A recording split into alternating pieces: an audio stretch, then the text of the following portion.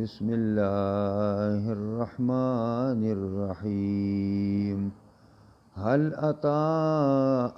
أتاك حديث موسى إذ نادى ربه بالوادي المقدس طوى اذهب إلى فرعون إنه طغى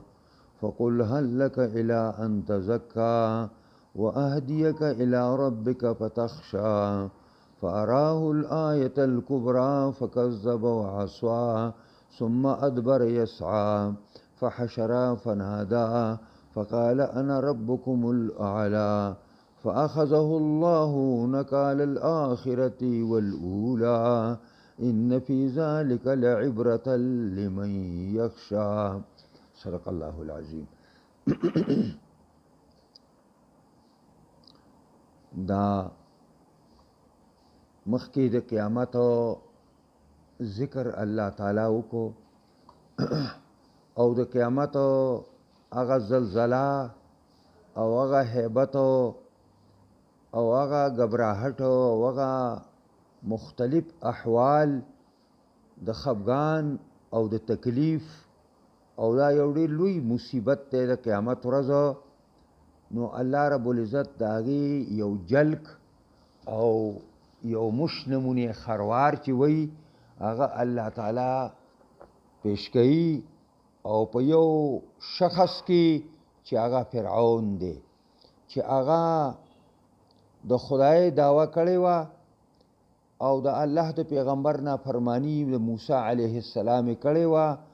الله رب العزت په بحر قلزم کې سره د خپلو پوجونو نه غرق کړ.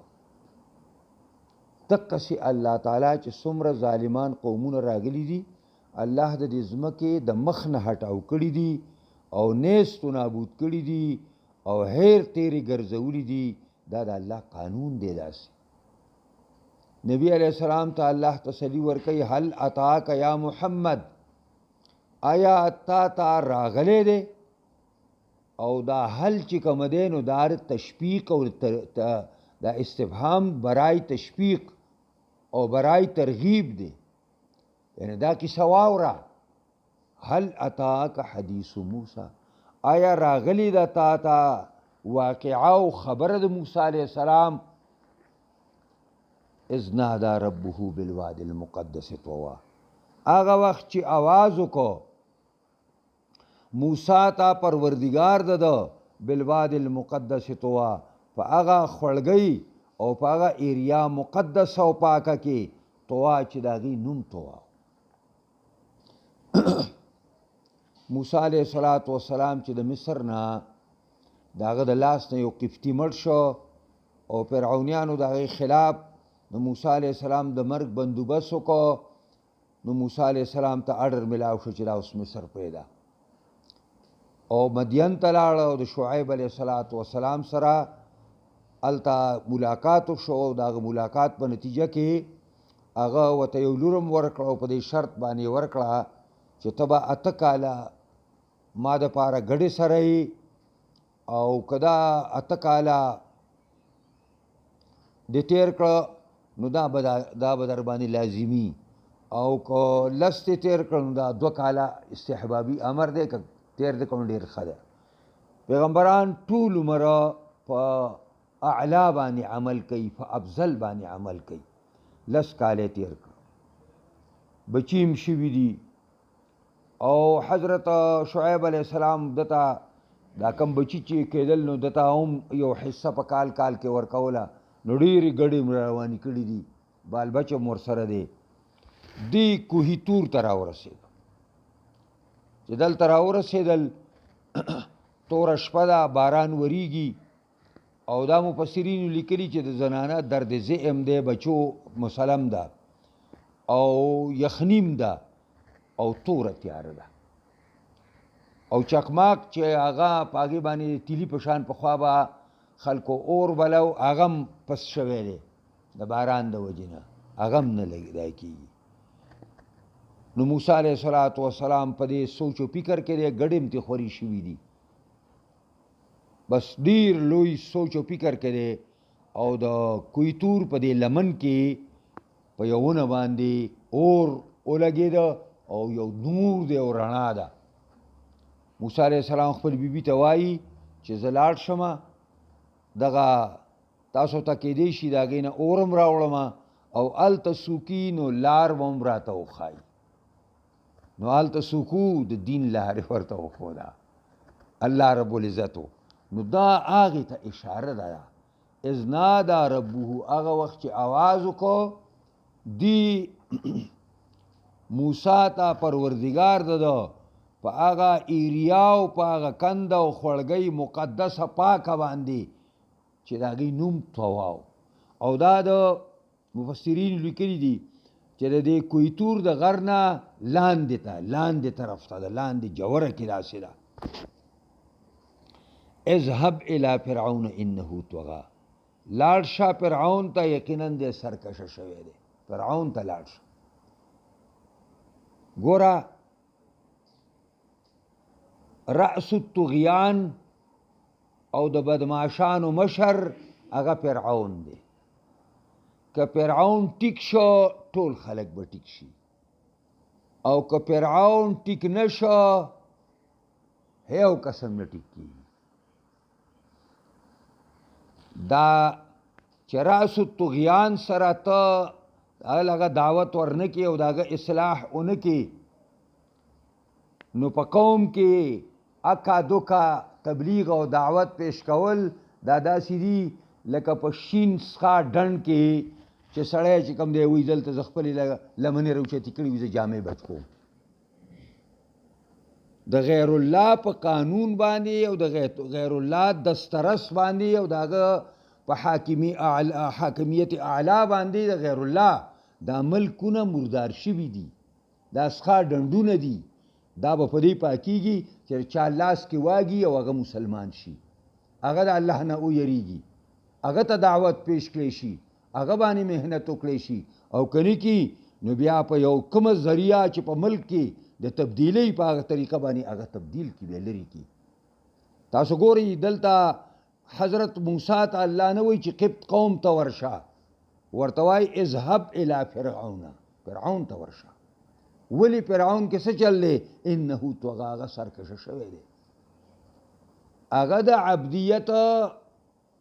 د مرتبې نه مخکې ټوپ والی دی، طغیان او سرکشي پکې پیدا شوې ده، هغه ته ورشه. عمر ابن عبدالعزیز رضی الله تعالی عنه پنځم خلیفه دی د مسلمانانو.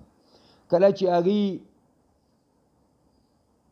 حکومت هغه ته ملاو شو نو هغه خپل حکومت په منهاج نبوت باندې څنګه چې د ابوبکر صدیق او د عمر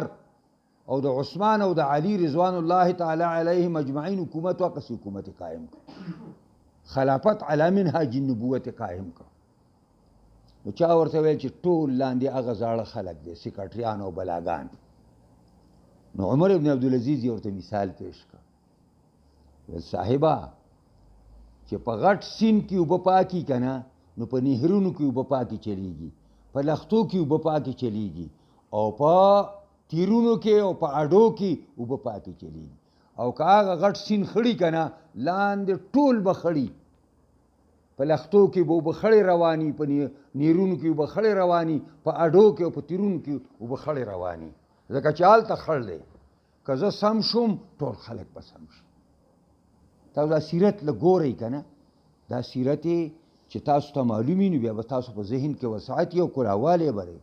موږ بعضې خلک داسې دی وایي سیاست دا پلانې سیاسي دی وایي. ولی سیاست پیغمبرانو نه کوسه، پیغمبران سیاسیان نو. کانت بنو اسرائیل تسوسهم الانبیاء. کتابو د مشکات کتاب راوالی،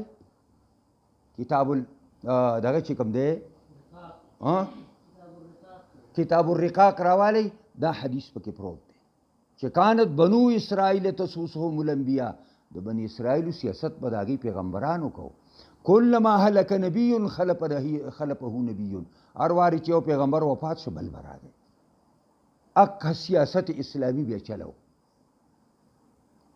او پیغمبر خدا وی الا لا نبی بعدی، ما نه بل پیغمبر رستو نه راځي، زما جانشین او زما په ځای باندې اسلامي خلافت او خلافت منهاج النبوت دا به زما خلیفګان چلی ابوبکر چلاو حضرت عمر چلاو عثمان چلاو علي چلاو دا خلک نو وایي لاړ شه فرعون ته دی تواږي شوی دی فقول او داسې ورته مه وایه ای کافره او فتوا پې وکړي چې بس ته خو کافر شوی دا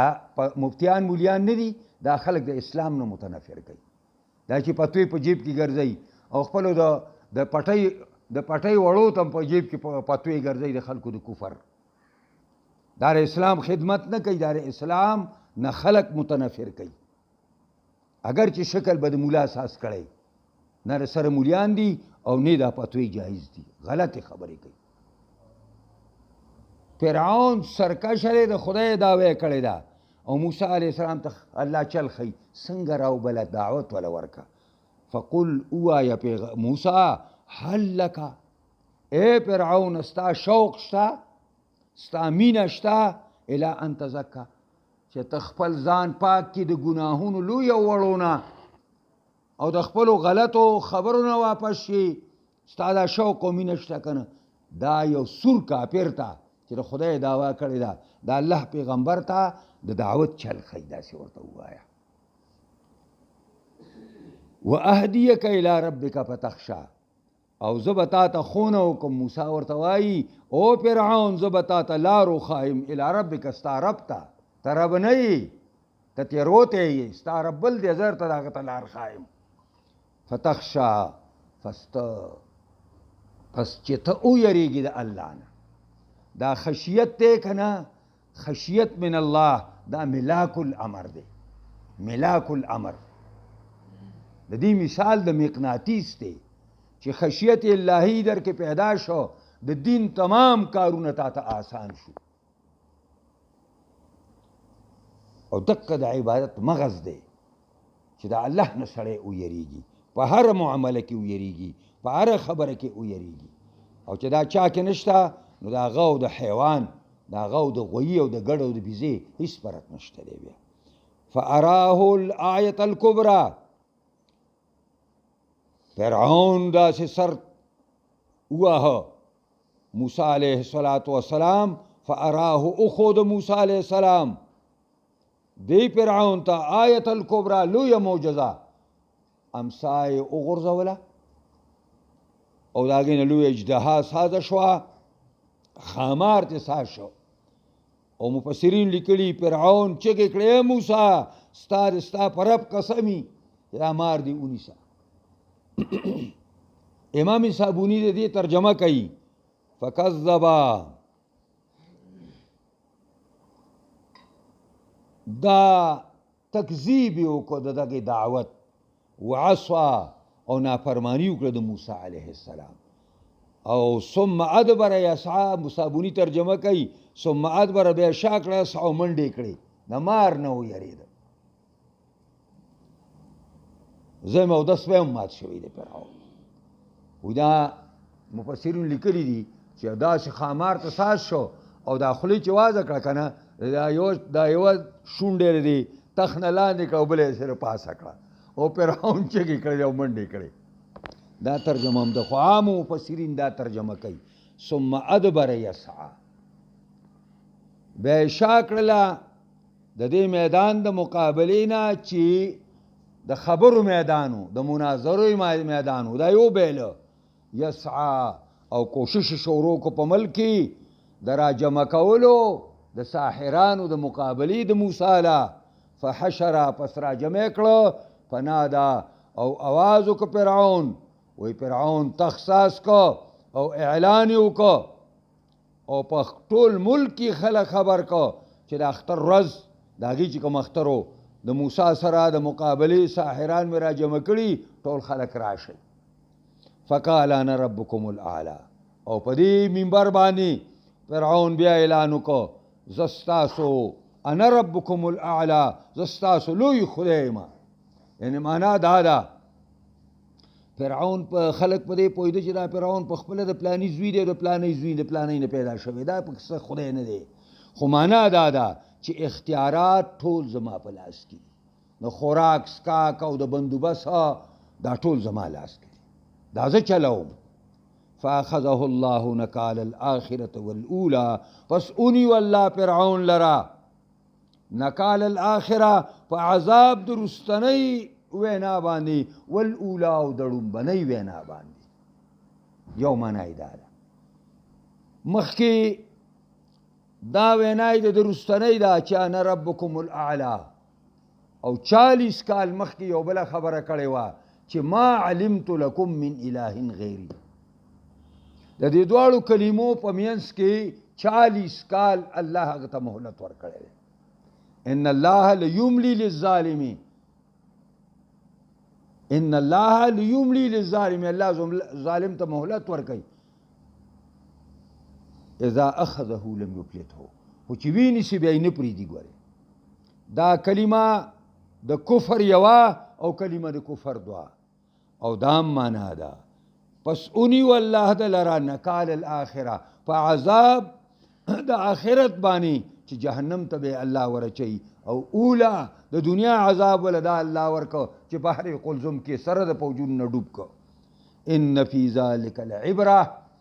یقینا د موسی علیہ السلام او د فرعون په دې خبره کې یو لوی عبرت دی، یو لوی د پوهې خبره ده او د سوچ خبره ده. لمن یخشا، دا هغه چا لپاره چې د الله نه یریږي، چې د خدای نه څوک یریږي نو د موسی علیہ السلام په تاریخ باندې نظر واچي او د فرعون په دې علو تکبر باندې نظر واچي، او بیا آخر کامیابی ته وګوري. کامیابی چاله الله ورکړه، حق موسی الله کامیاب کړ، او هغه فرعون سره د باچایۍ نه سره د پوجون نه الله بحر قلزم کې ډوب کو، ختم کو. واخر دعوانا الحمدلله رب العالمین. دعا وکړه یا الله موږ د قرآن په اسرارو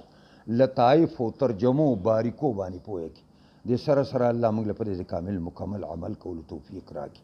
قرآنی نظام د شریعت نظام په تمام جهان خاص کر پاکستان کې راوړي. څوک دې لکار کوي کامیابی کې، څوک مخالفت کوي او په هر رنګ کې الله هدایت ورته وکړي، سملار ورته وښایي، که بد قسمت ای تباهی کړي. الله زموږ ټولو نه راضي شي. بیماران زموږ مسلمانانو څومره دي ټول الله صحت کامله عاجله ولا ورکړي. څونه زموږ مردگان دي الله پاکه ټول وبخي. یا الله د څونه مسلمانان دي د دنیا په ګوټونو کې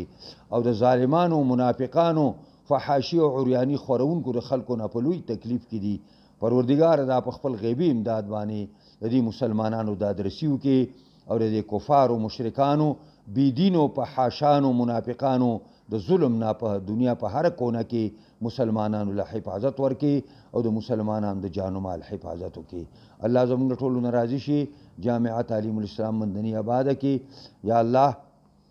چې څوک د دې په مخکې کولو کې او د دې په ترقۍ کې زموږ سره تعاون او امداد کوي، الله دا ما خو خالصه ستا د رضا لپاره د نیکۍ یو قدم ایښی دی. خدای چې څوک هم په دې کې کلمه خیر زما سره وایي، الله د دنیا او د آخرت عوضونه او بدلې ورکړي. څوک چې د دې د خرابولو او د دې د پیل کولو کوشش کوي، الله هدایت ورته وکړي. که هدایت نصیب کې نه الله تعالی چې څه مستحق کار ور سره وکړي. الله زموږ ټولو نه راضي شي. خاتمه زموږ ټولو په ایمان کې.